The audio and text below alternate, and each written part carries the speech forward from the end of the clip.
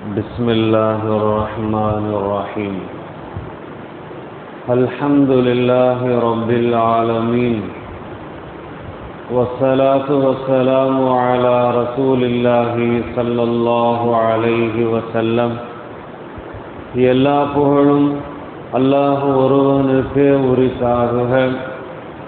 அல்லாஹு ஜல்ல சுப்ஹானஹு வ தஆலா அல் பக்ரா 2வது அத்தியாயம், அந்த அத்தியாயத்தில் 31வது வசனத்தில் சொல்லுகின்ற பொழுது, وَعَلَّمَ آدَمَ الْأَسْمَاءَ كُلَّهَا ثُمَّ عَرَضَهُمْ عَلَى الْمَلَائِكَةِ فَقَالَ أَنْبِئُونِي بِأَسْمَاءِ هَؤُلَاءِ إِنْ كُنْتُمْ صَادِقِينَ.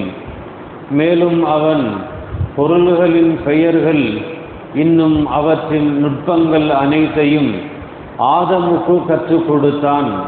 பின்னர் அவற்றை வானவர்களிடம் காட்டி, நீங்கள் உண்மையாளர்களாக இருந்தால் இவற்றின் பெயர்களையும் நுட்பங்களையும் எனக்கு தெரிவியுங்கள் என்று கூறினான். காலு சுப்ஹானக லா இல்ம லனா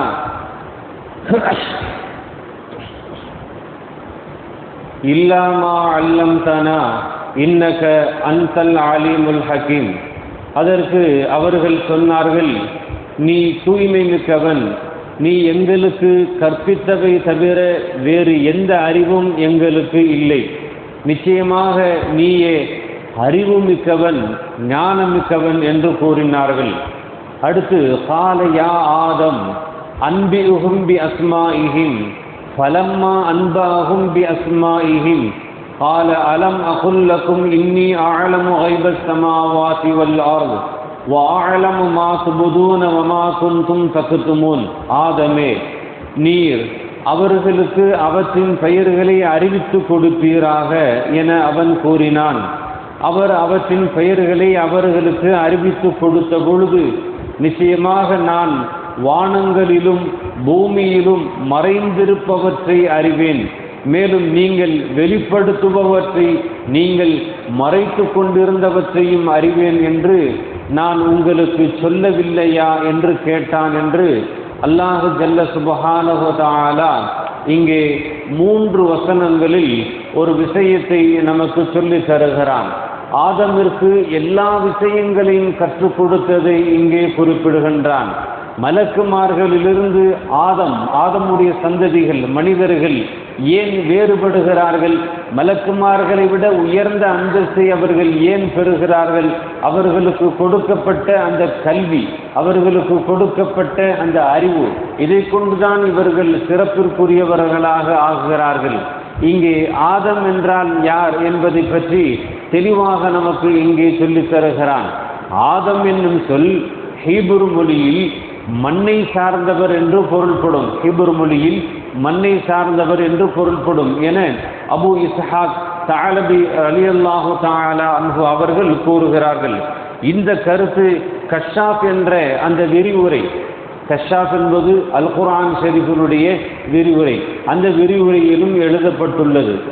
ஆதம் என்ற சொல்லுக்கு அரபு மொழியில் இளம் சிவப்பு நிறம் உடையவர் என்று பொருள். ஆதம் என்றால் அரபு மொழியில இளம் சிவப்பு நிறம் உடையவர் என்று பொருள்படும். அப்ப பூமியினுடைய மேற்பரப்பிலிருந்து அதீமுல் அர்த் என்று சொல்லக்கூடிய அந்த பூமியினுடைய மேல் பரப்பிலிருந்து மண் எடுத்து ஆதம் அலைஹி வஸலாத்து வஸலாம் அவர்கள் படைக்கப்பட்டதால் அவர்களுக்கு இந்த பெயர் வந்தது என்று சிலர்கள் கூறுகிறார்கள். இன்னும் சிலர்கள் கோதுமை நிறம் கொண்டவராக இருப்பார், அதாவது ஆதம் என்றால் கோதுமை நிறம் உடையவர். அப்ப ஆதம் அலைஹி வஸலாத்து வஸலாம் அவர்கள் அந்த கோதுமை விவசாயம் செய்யக்கூடியவர்களாக இருந்தார்கள் முதலில். அதனால அவருக்கு அந்த பெயரை சூட்டினான் என்று சொல்லப்படுகிறது. இது போன்று பல விஷயங்கள் கூறப்பட்டு இருக்கிறது. அப்ப ஆதம் அலைஹி வஸலாத்து வஸலாம் அவர்களுக்கு பெயர்கள் அனைத்தையும் அல்லாஹ் கற்றுக் கொடுத்தான் என இங்கே கூறப்படுகிறது. அல் அஸ்மாஉ என்னும் சொல்லுக்கு பெயர்கள் அல்லது பெயர் சொற்கள் என பொருள் கொள்ளலாம். வெறும் பெயர்களை கற்பிப்பதில் சிறப்பு இல்லை. எனவே ஒவ்வொரு பொருளின் பெயர்களையும் அவற்றின் நுட்பங்களையும் ஆதம் அலைஹி வஸலாத்து வஸலாம் அவர்களுக்கு அல்லாஹ் கற்றுக் கொடுத்தான் என்று பொருள் கூறப்படுகிறது. பின்னர் வானவர்களிடம் அப்பொருள்களை காட்டி இவை என்ன என்று அல்லாஹ் வினவினான். பொருள்களின் நுட்பங்களை அறிந்து அவற்றின் பெயர்களை எடுத்து கூற வானவர்களால் இயலவில்லை. தங்களின் இயலாமையில் உணர்ந்து கொண்ட அவர்கள் அதனை வெளிப்படுத்தும் வகையில், இறைவா, நீ எங்களுக்கு எதனை சொல்லிக் கொடுத்தாயோ அது தவிர வேறு ஒன்றும் எங்களுக்கு தெரியாது, நீயே பேரறிவு மிக்கவன், நிறைந்த ஞானம் உள்ளவன் என்று வானவர்கள் சொன்னார்கள். வானவர்கள் தான் சொல்கிறார்கள், சுபஹானக லா இல்ம லனா இல்லா மா அல்லம்தனா இன்னக அன்தல் அலீமுல் ஹக்கீம் என்பதாக வானவர்கள் சொல்லிவிட்டார்கள். ஆதம் அலைஹிஸ்ஸலாத்து வஸ்ஸலாம் அவர்களுக்குத்தான் அல்லாஹ் உலகத்தில் உள்ள எல்லா பெயர்களையும் சொல்லிக் கொடுக்கிறான். அந்த பெயர்களுடைய ஞானங்கள் நுட்பங்களையும் அல்லாஹ் கற்றுக் கொடுக்கிறான். அப்ப பொருள்களின் நுட்பங்களை துல்லியமாக அறிந்தவனுக்கு அலீம் என்றும், அவற்றை நுணுக்கமாகவும் உறுதியாகவும் புரிந்து உரிய பக்குவத்துடன் படைப்பவனுக்கு ஹக்கீம் என்றும் கூறப்படும். மேலும் எதை எந்த அளவு எந்த இடத்தில் எப்போது எதற்காக செய்ய வேண்டும் என்பதை மிகச் சரியாக அறிந்து செயல்படக்கூடியவனை ஹக்கீம் என்றும் கூறுவதுண்டு. அல்லாஹ்வுக்குரிய இவ்விரு பண்புகளையும் சொல்லி காட்டி தங்களுக்கு அந்த ஆற்றல் இல்லை என்பதை வானவர்கள் இங்கே ரொம்ப அற்புதமான வாசகத்தை கொண்டு இங்கே சொல்லிக் கொடுக்கிறார்கள். பொதுவாக இல்மு, அதாவது கல்வி ஞானம் ஒருவருக்கு அதிகரிக்க வேண்டும் என்று சொன்னால் உலமா பெருமக்கள் சொல்லுவார்கள், இந்த வசனத்தை நீங்கள் ஓதிக்கொள்ளுங்கள். ஏனென்று சொன்னால் இந்த வசனத்தில் நுட்பமான ஆழமான கருத்துக்கள் இருக்கிறது, எங்களுக்கு எதுவும் தெரியாது, யா அல்லாஹ் நீ எதை கற்றுக் கொடுத்தாயோ அதுதான் எங்களுக்கு தெரியும், நீனே அறிந்தவன் என்ற அந்த சொல் இருக்கிறதல்லவா, இது உயர்ந்த சொல்லாக கருதப்படுகிறது என்பதை நமக்கு முஃபஸ்ஸிரீன்கள் சொல்லித் தருகிறார்கள். அடுத்து இந்த 3 வசனங்களுக்கு விளக்கம் சொல்லுகின்ற பொழுது ஆதமுடைய அறிவாற்றல் என்ன கற்றுக் கொடுத்தான், அவர்களுக்கு எந்த அறிவாற்றலை அல்லாஹ் சொல்லிக் கொடுத்தான் என்பதை நமக்கு முஃபஸ்ஸிரீன்கள் விரிவாக தொடர்ந்து சொல்லித் தருகிறார்கள்.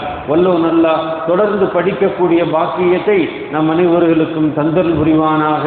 வஆகிரு தஅவானா அனில் ஹம்துலில்லாஹி ரப்பில் ஆலமீன்.